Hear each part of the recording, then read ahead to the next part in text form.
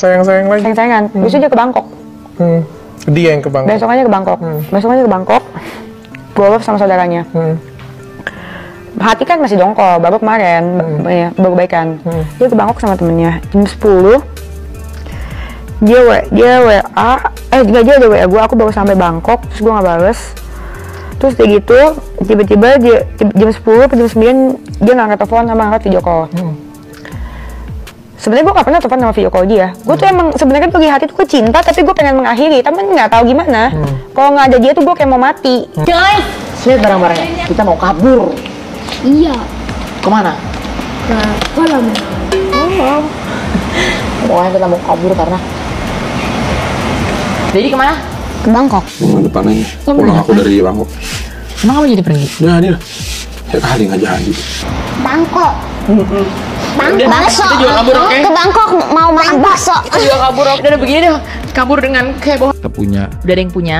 Ya artinya kita udah menikah. Kita mesti selalu paham bahwa emangnya kita udah punya komitmen yang sudah kita jalankan. Nah, soal kita di luar ada ketertarikan karena tadi namanya manusia, kita suka yang indah-indah, ya wajar-wajar aja, tapi kita harus tahu batasnya menurut aku. Batasnya apa kalau cuman sekedar kayak dia cakep ya, dia smart ya, enak diajak ngobrol, ya itu wajar-wajar aja.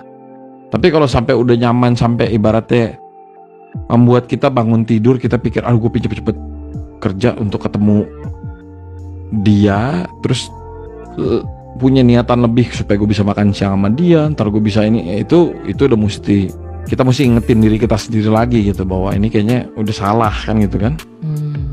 Iya dong. Iya. Udah salah gitu. Nah jadi kalau dalam kasus ini menurut aku sebaiknya hindari. Memang mungkin kalau ngomong selingkuh atau tidak selingkuh, bisa dikatakan belum selingkuh tapi bisa dikatakan udah sedikit selingkuh karena kan udah ada kenyamanan. Ya kan, yang masalah kan kalau dia ngerasa lebih nyaman di situ dibandingkan sama yang di rumah. Nah itu yang jadi masalah. Karena levelnya kan suka, menurut aku ya. Nyaman tuh levelnya menurut aku udah lebih tinggi daripada suka. Tapi bener kamu bilang. Iya. Mesti diingat. Biasanya itu begitu.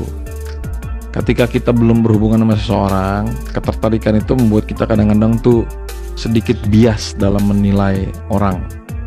Karena biasanya kita di otak kita di kotak kita tuh udah tertutupi dengan sparks, apa sih? Butterflies. Iya, kayak rasa gremet-gremet. Namanya rasa-rasa gitu tuh siapa sih nggak nikmati gitu kan? Kangen ya. Iya kan, kangen. Kayak rasa-rasa kan? awal Rasa-rasa pacaran kayak kita gitu. kayak suka sama dia suka sama kita, itu dekan terteran gitu. Yang udah kadang-kadang udah nggak dirasain kalau udah dikawin biasa. ya. Ujung-ujungnya juga nanti ketika misalnya emang jalan sama dia belum tentu begitu juga rasanya.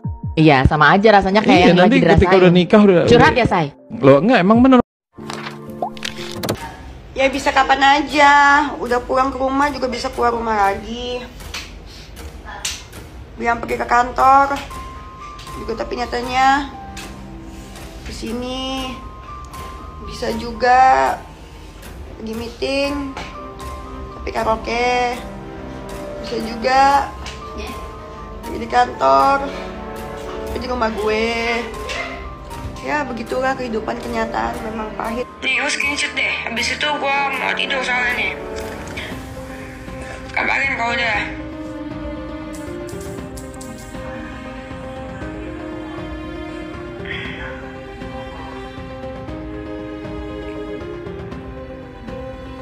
Udah, oke. 1, 2, 3, hiji, loro, telu. Gue mau menangis pun, gue mau bundir pun, menangis pun, semua sudah terjadi. Dosa sudah ku perbuat semuanya. Ya kan? Takkan bisa ku hapus dosa itu. Yang bisa gue lakukan adalah sekarang gue meminta maaf. Kata manja. Cuek. Yalah, anak yang manja. Nambah anak apa nambah duit? Sama duit dulu ya. Udah juga anaknya. Ya anak udah 3. Enggak mau nambah. Oh enggak, maksudnya udah 3 juga udah. Cukup lah. Diajak syuting YouTube seminggu atau ditinggal Bu Aga kerja di luar kota sebulan sama anak-anak?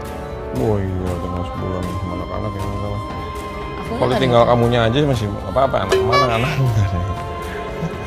Enggak lah. Lah memang seneng kalau ditinggal aku seminggu Enggak mah. Yang ada, "Ini kamu pergi aja lah, ngapain kamu tuh nggak apa-apa tahu. Nggak apa-apa kamu tuh pergi sama teman-teman aja." Lah emang iyalah nggak apa-apa lah, mau pergi mah santai aja. Diduga selingkuhan Denis Karista. Sumber kekayaan Regida Tau mencolok banget.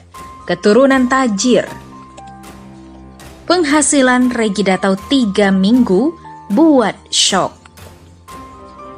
Usai dituduh sebagai sosok pria selingkuhan Denis Karista, Regida Tau yang merupakan suami Ayu Dewi disebut-sebut memiliki penghasilan yang fantastis, bahkan dalam kurun waktu 3 minggu. Berasal dari keluarga konglomerat, Regida Tau merupakan pengusaha muda dan sukses yang memegang jabatan penting di perusahaannya. Tak hanya itu, Regida Tau juga lulus dari universitas ternama di luar negeri dan kini meneruskan bisnis keluarga. Lantas, penasaran berapa bocoran penghasilan Regida Tau? Intip sama-sama. Baru-baru ini publik tengah dihebohkan dengan penuturan Denis Karista yang mengaku jika dia pernah menjadi selingkuhan pria beristri selama 4 tahun. Tak sampai di situ, aktris yang sempat bersiteru dengan uya-kuya tersebut memberikan identitas pria yang ia klaim sebagai selingkuhannya, yakni suami dari host terkenal wanita. Istrinya artis, dia pengusaha, bininya host TV setiap hari ia pagi. Istrinya YouTuber juga, anak 3, 1 cewek paling gede, yang 2 cowok, masih bayi. Tutur Denis Karista. Dikutip dari kanal YouTube Dr. Richard Lee. Blak-blakan, Denis Karista menyebut inisial pria yang pernah selingkuh dengannya, yakni berawal dengan huruf R. Perkataannya itu heboh menjadi sorotan netizen dan tak sedikit yang menuding jika sosok tersebut adalah Regida Tau, suami Ayu Dewi. Meski tidak bergelut langsung di industri entertainment, sosok Regida Tau cukup dikenal publik serta memiliki pekerjaan yang mentereng. Regida Tau pernah bersekolah di Hotel Management and F&B Operation Institute, Hotelier Kesar Ritz University Center Kesar Ritz Program Swiss Higher Diploma jurusan Hotel Management dan Washington State University. Selain itu, ia juga terjun ke bisnis keluarga Gobel Group yang bergerak di bidang kimia, properti, logistik, elektronik, hingga kuliner. Sejak 2018, Regida Tau tercatat menjabat sebagai Komisaris PT Industrial Chemito Nasional Nusantara. Selain itu, ia juga menempati posisi CEO di Gobel Catering. Menduduki posisi sebagai CEO Gobel Catering, perusahaan Regida Tau tersebut ditunjuk sebagai penyedia makanan untuk para atlet Asian Games 2018 lalu. Kabarnya dalam jangka waktu 3 minggu, catering tersebut bertarif 150 miliar rupiah. Tentu merupakan sebuah angka yang sangat fantastis. Bagaimana menurut pendapat Anda?